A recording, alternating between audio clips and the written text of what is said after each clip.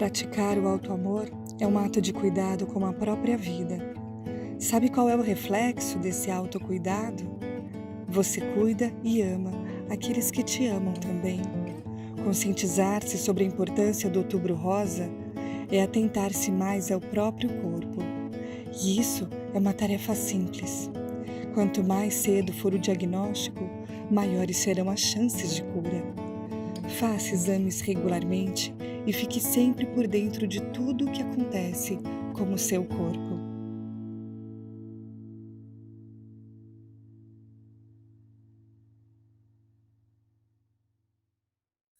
Meu nome é Patrícia Alves Tocco, tenho 44 anos, formada em Educação Física, trabalho com coaching, desenvolvimento de pessoas e empreendedorismo feminino. Vamos lá. Eu estava numa rotina de treino, de atividade física muito forte e eu estava sentindo algumas dores no braço. Cheguei em casa, peguei uma bucha vegetal e fui tomar um banho e a hora que eu passei na minha mama eu senti o nódulo. Eu senti o nódulo, fui até o postinho de saúde, passei por um médico ginecologista, que ele fez o autoexame, detectou realmente o nódulo.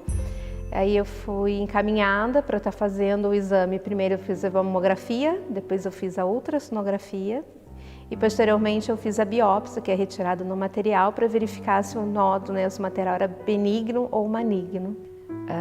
Quando eu fui na consulta com a mastologista para ela me dar o resultado do exame, foi bem complicado até chegar o dia da consulta. Quando ela me deu a resposta, eu entrei em choque. Parecia que eu não estava entendendo o que ela estava falando.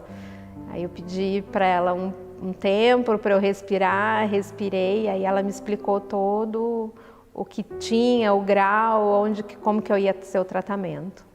Eu demorei um pouco para contar para a família, depois que eu fui diagnosticada, porque eu não sabia como eu ia contar para a família, porque eu fui o primeiro caso na família com câncer de mama. E isso não é uma notícia que você dá facilmente para a família. Então eu pedi ajuda do meu cunhado, que é psicólogo, para ele me ajudar, para ver como que eu ia contar para minha família esse diagnóstico. Depois que eu contei o diagnóstico para minha família, eles me apoiaram. É muito importante o apoio da família, principalmente nesse primeiro momento de descoberta de diagnóstico. Eu estava trabalhando quando eu recebi diagnóstico e eu tive que parar, dar uma pausa no meu trabalho para me reorganizar, porque é uma nova rotina, né? Você tem rotina de exames, rotina de tratamento, então você tem que readequar a sua vida. E eu tive que desacelerar um pouco o meu ritmo de trabalho, sim. A minha percepção de vida depois do diagnóstico, acho que ela ficou mais forte.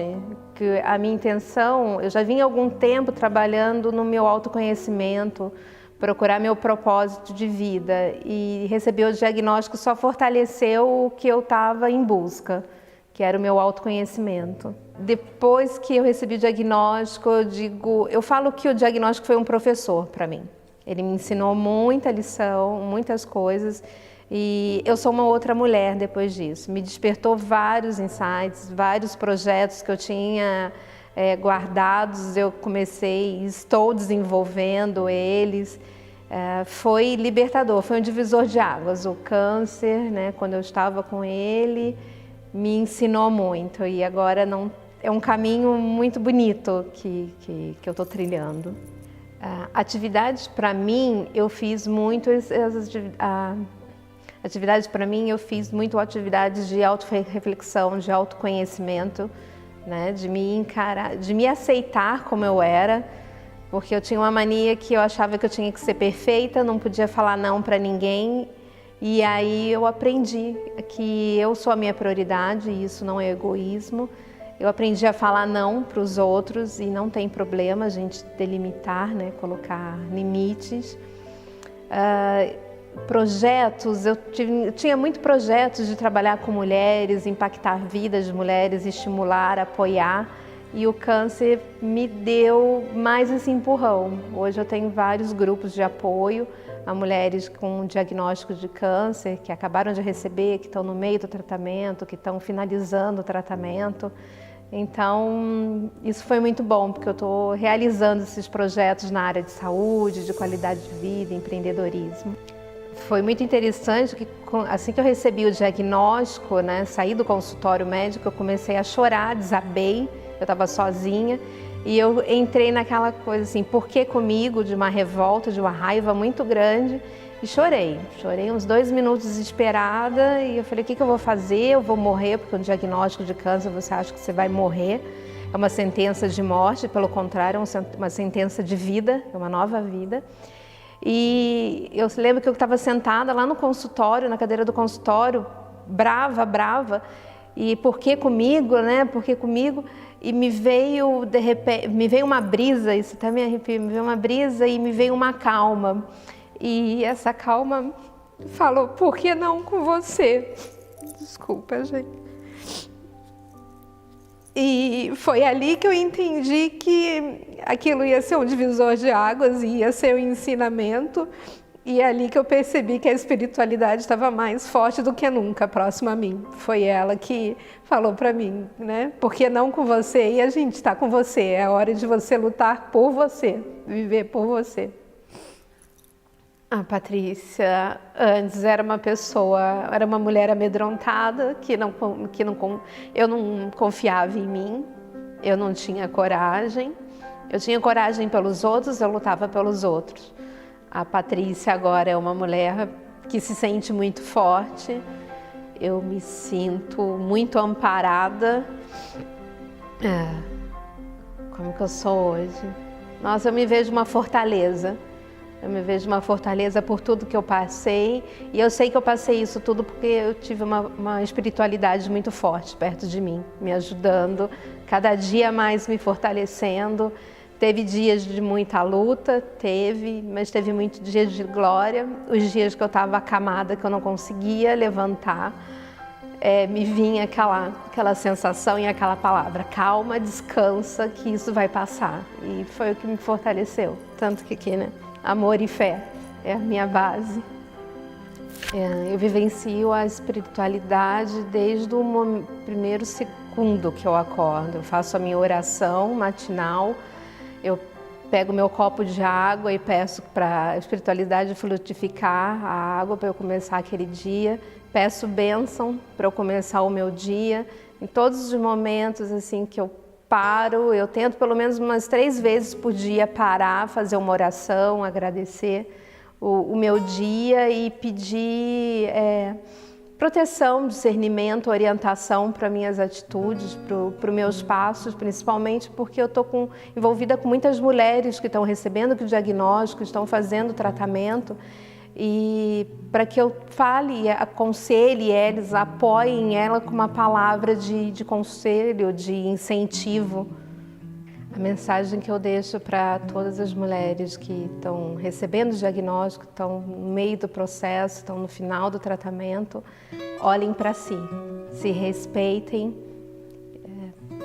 Eu acho que é isso. Olhem para si, se respeitem e saibam colocar limites na vida e sejam a sua prioridade. A gente tem que aprender a ser a nossa prioridade.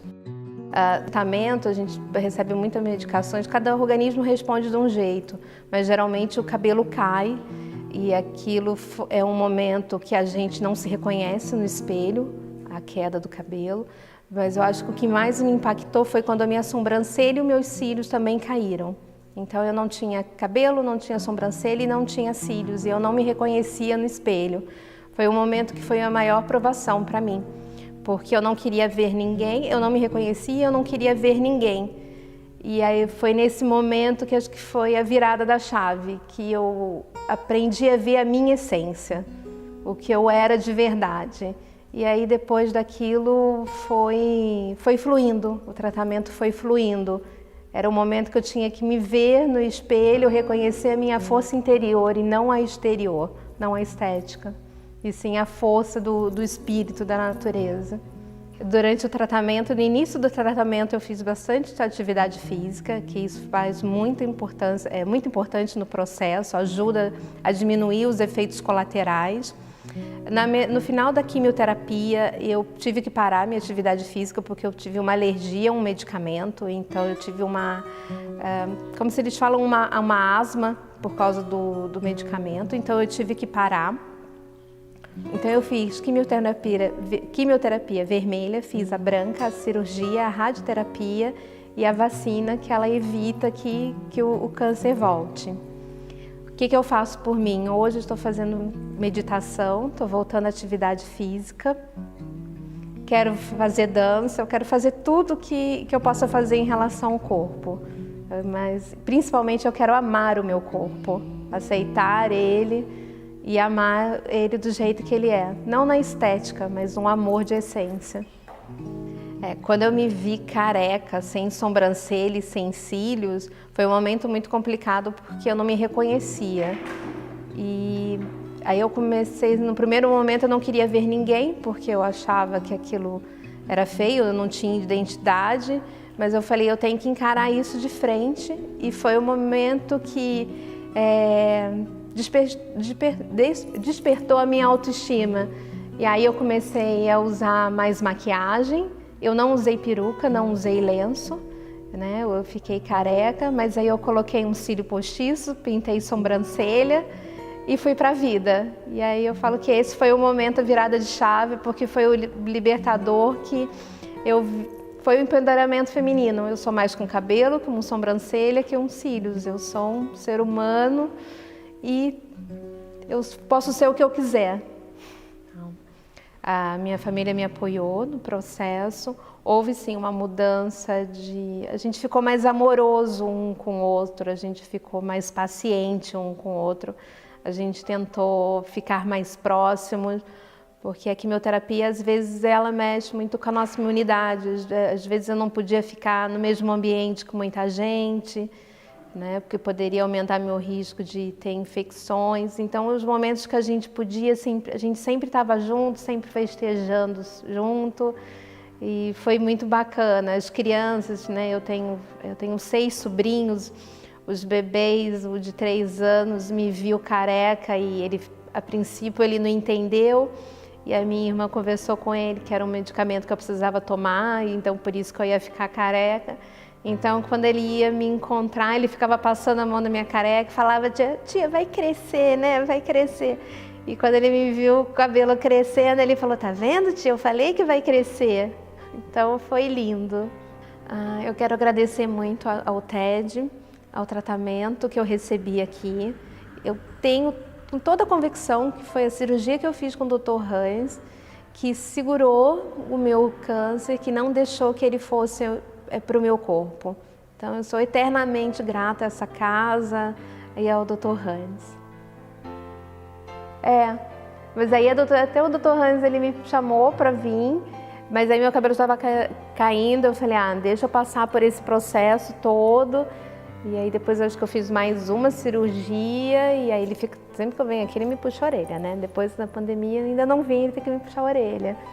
Mas foi a cirurgia que segurou, com certeza, porque você faz a biópsia ela cutuca, né, o câncer, e a hora que você cutuca, ele machuca, né, ele fica agredido. Então a reação dele é ele crescer, e ele duplica, em um mês ele duplica, triplica.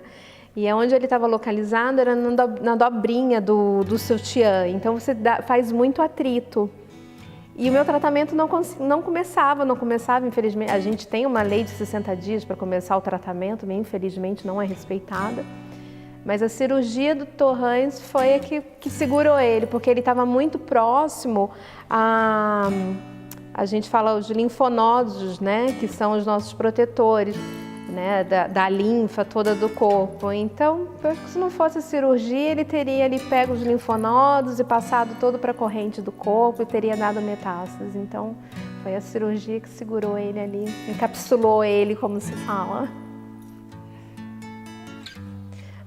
Um recado que eu gostaria de deixar para todo mundo. Vamos aprender a nos olhar, nos tocar, ter carinho com nós mesmos.